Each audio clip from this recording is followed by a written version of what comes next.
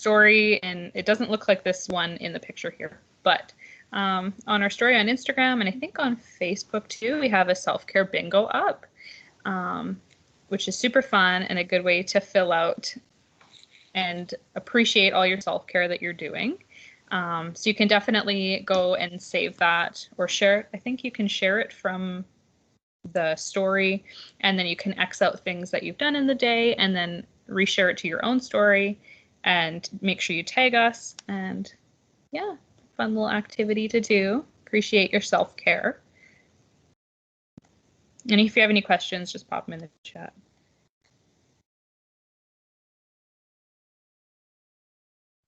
And we also have Sarah sharing one more frame for the self-care bingo that we have going on right now in the chats. So we have that there if anybody would like to do that fun little activity. Correct. Spiritual self-care. I'm going to be talking about it. Spiritual self-care, many people think when they hear spiritual, first thing that comes to their mind is religion or God, and kind of reminding ourselves that spiritual self-care is it can be God, but it doesn't necessarily have to be. It can be something to do with yourself or with universe and or God. And then some of the examples for that would be contemplation, non-judgment, spending time in the nature, regular acts of compassion, reading an uplifting book, silence, letting go, prayer, yoga, mindfulness. There's just so many examples. Basically anything to do with yourself and you sit with your feelings and do something like that. It can be spiritual self-care. One more thing that I've noticed after doing this presentation is like, although we talk about types of self-care, it kind of something that like I've noticed that they all are similar in some ways. There's a few activities that can be both spiritual and emotional, like sitting with your feelings and like feeling what you feel. So something to keep in mind. Yeah, and some of the really common ones are yoga, journaling, and connecting with nature. Like you guys were talking about going on hikes or like doodling your feelings, or like Bibi was talking about yoga. So yeah. Something that I really like to do is activity called 3 Good Things, where you just talk about any 3 good things that has happened in your day. People usually like to practice it before their bedtime to kind of like feel gratitude and thankfulness towards their day and everything that they've been through during their day. So just like counting 3 good things so that they can go to bed peacefully. So I am gonna do one, and if anybody would like to do one, you can raise your hand or write it in the chats. I'm gonna just repeat the ones that I had from yesterday. So last night, my 3 good things were I am really glad that I am part of this team, and I get to explore things like self-care, self-compassion, and other things like that. I'm really glad that I'm part of it. Second thing was my education. And my third thing was my courage to go after things that I really want. My 3 good things. If anybody would like to practice theirs, no pressure. I know it's like very on the spot, so you don't have to, or you can even do it later. But yeah, if anybody would like to do it right now. I have a reply from Chelsea. She said she loves these, the ones that I stated. Mm-hmm.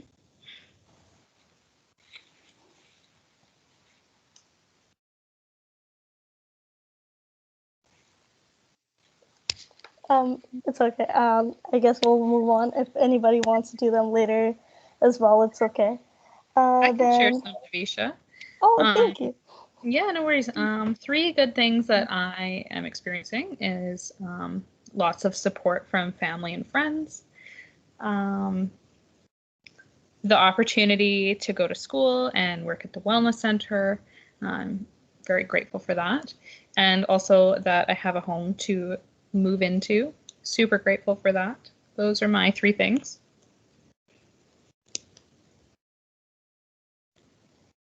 And I am sorry, I was stating like all of the big ones. One of the other part of this activity is that it can be as small as just like saying, I had tacos for lunch today, which I haven't had in a really long time, and those tacos were really good. So that was one of the good things that happened during the day. So it can be like little things because even they need some kind of, like being mindful that those little things matter as well. Um, then other thing that I like to practice as part of my spiritual self care is just like grounding techniques. Every time I get really anxious, like I am right now, so I'm glad that I'm doing it. So yeah, just my favorite one is 5, 4, 3, 2, 1, where you talk about where you say 5 things that you see, 4 things that you feel, 3 things that you hear, 2 things that you.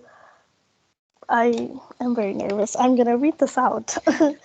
5 things that you see, 4 things that you feel, 3 things that you hear, 2 things that you smell, and 1 thing that you taste. Because it's so easy, I would like to do it this way, where a person can go and tell me 5 things that they see. Sorry, I'm on the spot again, but if anyone's comfortable sharing. So, Navisha, I'll do it. I'll start us off if that's okay. So right Yes. now I see my mug, which says "Be humble," so I enjoy that. I see my plant here. I see all of your beautiful faces here. I can see you, Nicole. That's 3. I see my plant. I see my husband who's come up from the basement to grab a snack. And I see a wall to my left, which I'm excited about. I'm going to put a new mirror on. So those are the 5 things that I see right now. Does anybody want to share 4 things that they feel?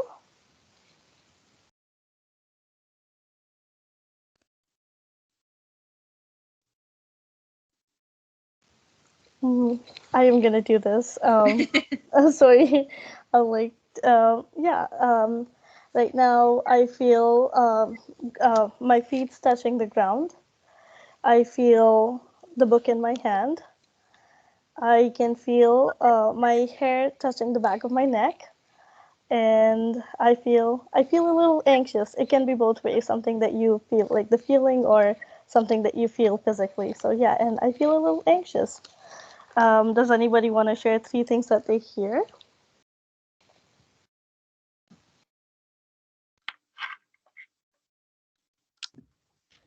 I can, Navisha. I hear this presentation and now the sound of my own voice, and I can hear my roommates talking and walking around upstairs. Does anybody want to share 2 things that they smell? Um, One other thing is that you are necessarily not always going to smell or hear or see things. I mean, it's really easy to point out things that you can see and hear and feel, but not always like smell and taste. So it's okay if there is nothing, but if there's anything that they smell and they'd like to share.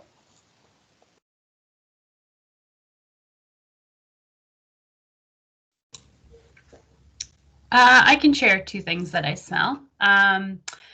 So I smell my sweater, which was just freshly washed, and I smell my diffuser. I love the smell of fresh laundry. That's like laundry is my favorite chore because of that. I'm like so sucker for like smell of fresh laundry. Yeah, it's the best. Does anybody want to share 1 thing that they taste?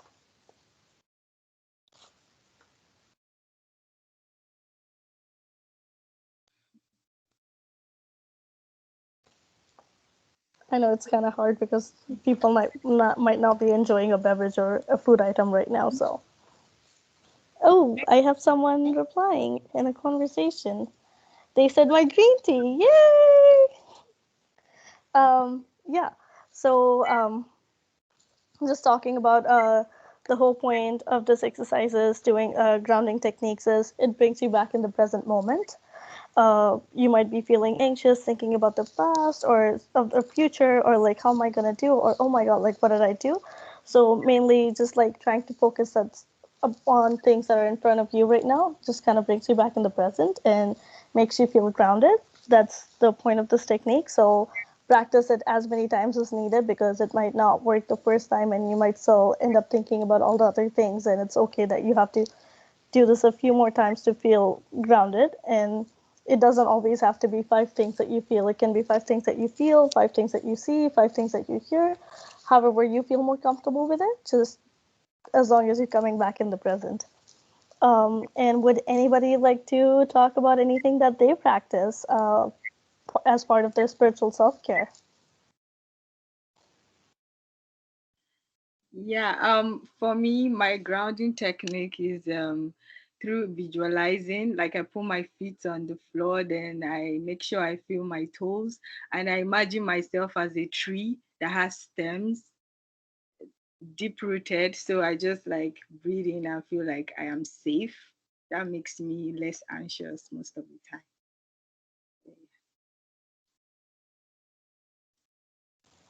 That is so beautiful. That's so amazing. Yeah.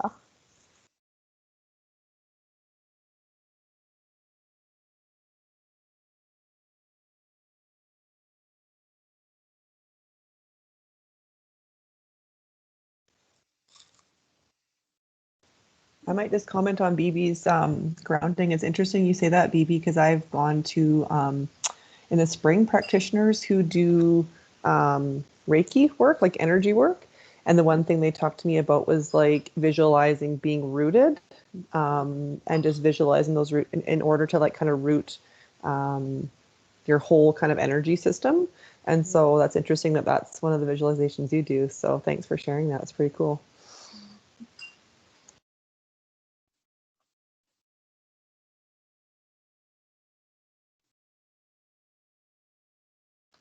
I think we're going to move on to the next slide, but if anybody would like to put theirs in the chat and share if they can think of anything later, yeah, for sure, do that if you guys feel comfortable.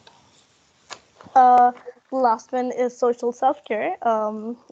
This is kind of, again, going back to spending time with the people that you love, people that you value.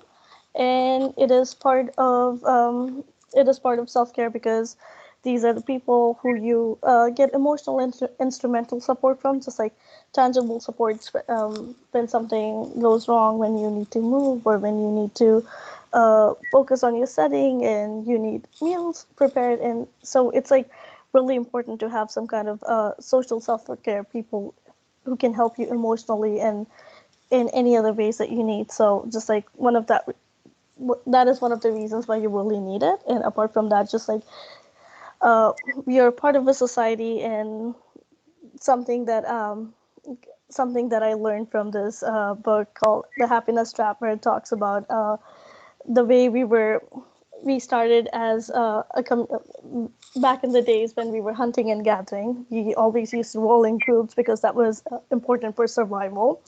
And that is still the kind of mentality that we carry on right now. And that's the reason we still seek that validation from people. We want to be part of the group. So it kind of makes us feel good when we're part of something. So yeah, one of the other reasons why social self-care is important. And it can be really hard. Like, I am an international student, so I don't really live with my parents or like get to see my family every day. So like recognizing that it is hard when you're living away from your friends and family, but then kind of after acknowledging that it's hard, you kind of work on either spending more time with them virtually or building a new community where you are right now. Kind of helps.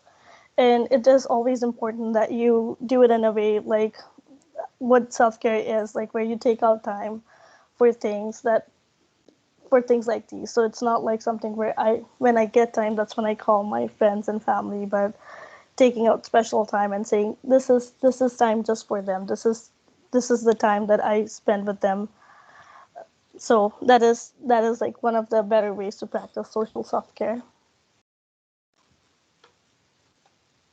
Yeah, and it can look like talking to friends, reaching out for professional help, finding online support, doing volunteer work. And just a few questions out there for you guys. How do you guys practice self-care? How has COVID affected it? Because we can't really go out together and like go partying or like just like even for a picnic. So unless you're social distancing, and just like how is it different right now for you guys? If anybody wants to talk about that, just like open conversation kind of thing.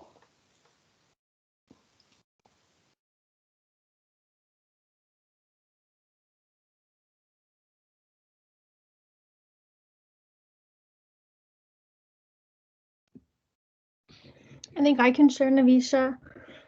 For me, especially right now during everything in social distancing, I've picked one friend and we both have pretty small bubbles, so then we can do things together or go for walks or study together. And then we're both keeping our bubbles small, but then also still getting our social in-person interaction in. So that's been helpful, finding one person and keeping your bubble small with them. That's a really good tip. Thank you, Sarah.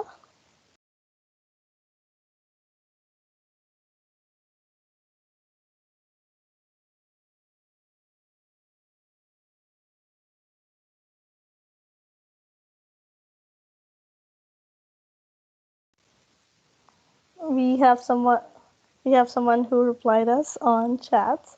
They said, I I use having a relaxing nighttime routine to wind down as type of a self-care. Yeah, that sounds really good. Just relaxing and unwinding before nighttime. Yeah.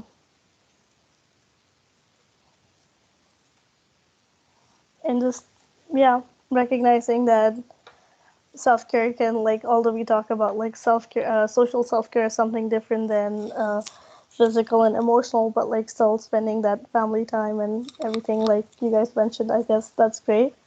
um if there's any other people, oh, we've got one more person replying. Yay. uh Amy says that she has tea and knitting as part of her self-care. Ooh, that sounds really fun.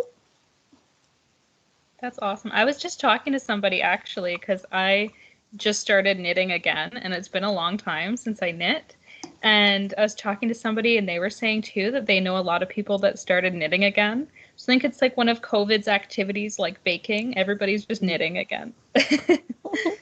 Nicole, in thinking that is so funny because of the last couple of years, I've thought we should have like a learn to knit, like self-care, like opportunity. So maybe something to think about for January that we offer like a learn. So maybe if you could teach us, or Amy would be interested in helping us teaching people, because I don't know how to knit. I knit as a kid.